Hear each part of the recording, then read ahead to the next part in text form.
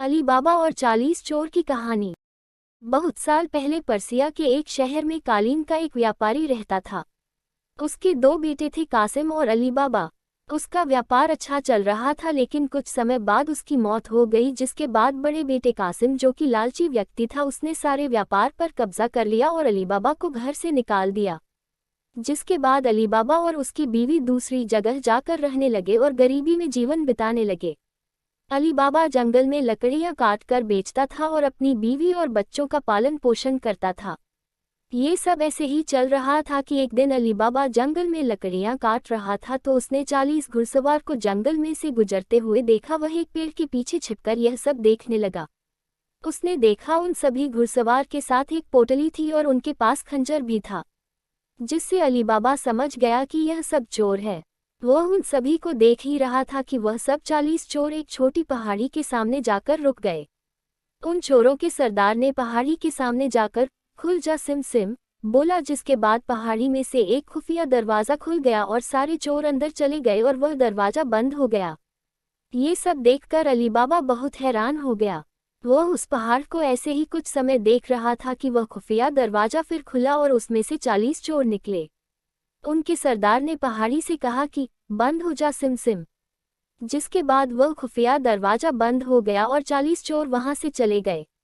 अली बाबा को बहुत जानने की इच्छा हुई कि आखिर उस पहाड़ के खुफिया दरवाजे के अंदर क्या है। वो ये जानने के लिए उस पहाड़ के पास गया और जो चोरों के सरदार ने शब्द बोले थे वही शब्द बोलने लगा, खुल जा सिम सिम। उसके ये बोलने के बाद दरवाज़ा फिर खुल गया और अली बाबा गुफा के अंदर चला गया। गुफा के अंदर अली बाबा ने जाकर देखा कि गुफा में बहुत सा सोना, चांदी, हीरे, जवाहरात और सोने के सिक्के रखे थे।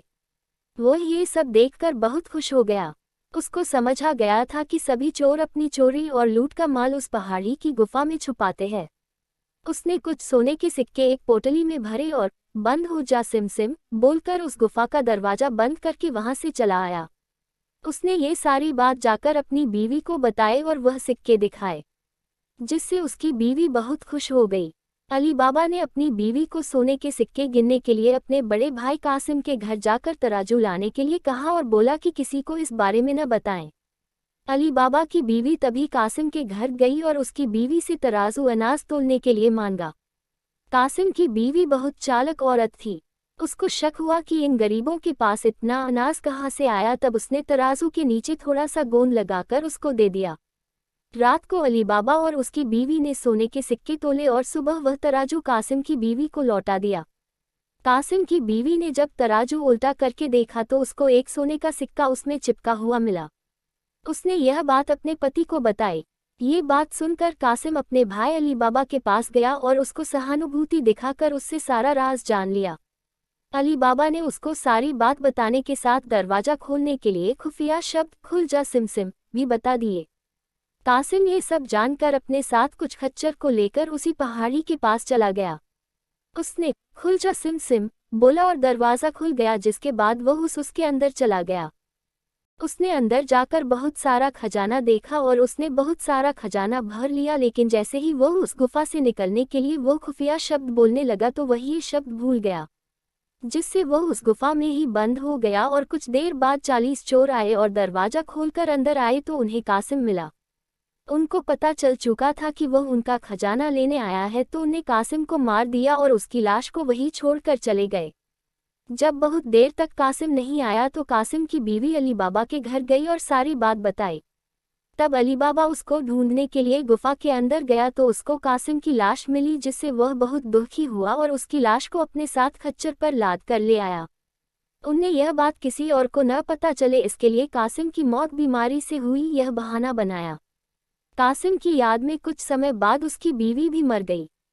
जब 40 चोर गुफा में लौटे तो वहां पर कासिम की लाश को वहां पर न देखकर यह समझ गए कि इस गुफा के बारे में किसी और को भी पता चल चुका है। उनके सरदार ने शहर में जाकर पता लगाने के लिए कहा कि जिसकी भी मौत अभी हुई है उस घर का पता लगाए। जिसके बाद एक चोर ने शहर जाकर पता किया तो उसको अली बाबा के घर के बारे में पता चला, जिससे वह उस घर के दरवाजे पर एक क्रॉस का निशान बनाकर चला गया, जिससे सुबह उस घर की पहचान करके उस घर के सभी सदस्यों को मार सके। जब अली बाबा की बीवी ने अपने दरवाजे पर क्रॉस का निशान देखा तो वह समझ गई कि कुछ तो गड़बड़ है और अपने आसपास के सभी घरों में वही निशान बना दिए। जिसके बाद सुबह जब सरदार बाकी चोरों के साथ आया तो बहुत से घर में वह निशान बना देखकर परेशान हो गया और चला गया। वह बाद में फिर आया और अब की बार वह उस घर को सही से पहचान करके चला गया। वह रात को एक तेल का व्यापारी बनकर आया और उसने 40 पीपों में अपने सभी चोरों को छुपा दिया और एक पीपे में दिखाने के लिए तेल डाल दिया। वह इन सब पीपों को खच्चर पर लादकर अली बाबा के घर चला गया। उसने अली बाबा को खुद को तेल का व्यापारी बताकर रात में रुकने की जगह मांगी और तेल का भरा हुआ एक पीपा भी दिखाया। अली बाबा ने उसको तेल का व्यापारी जानकर उसके रात में रुकने की बात मान ली और उसको खाना भी खिलाया। लेकिन अली बाबा की बीवी को उस पर शक हुआ तो उसने उसके पीपों को चेक किया और उसको थोड़ा थका थका कर देखा तो उन सभी में से चोरों की आवाज़ आई। तब अली बाबा की बीवी ने तेल का भरा हुआ पीपे में से तेल लिया और उसको अच्छे से गर्म करके उन सभी 40 चोर वाले पीपों में डाल दिया, जिससे उन सभी चोरों की मौत हो गई। जब उनके सरदार ने रात में आकर अपने चोरों को बाहर निकलने की आवाज़ दी तो कोई आवाज़ नहीं आई, जिससे उसने पीपा खोलकर देखा तो सब चोर मरे हुए थे। ये देखकर वह बहुत डर गया कि अली बाबा उसको भी न मार डाले। इसी डर के मारे वह वहां से भाग गया और बहुत दूर चला गया। सुबह अली बाबा की बीवी ने सारी बात अली बाबा को बताई। अब 40 चोर के सब खजाने का मालिक केवल अली बाबा ही था और जिससे वह बहुत अमीर हो गया और खुशी खुशी अपने बीवी और बच्चों के साथ रहने लगा। कहानी से सीख। इस कहानी से हमें ये सीख मिलती है कि हमें कभी भी लालच नहीं करना चाहिए। जिस तरह कासिम एक लालची व्यक्ति था जिसने अपने भाई से व्यापार छीन लिया और खजाने के बारे में पता चलने पर अकेला ही सारा खजाना लेने चला गया। तो दोस्तों, अगर हमारी वीडियो अच्छी लगी हो तो सब्सक्राइब कर दे।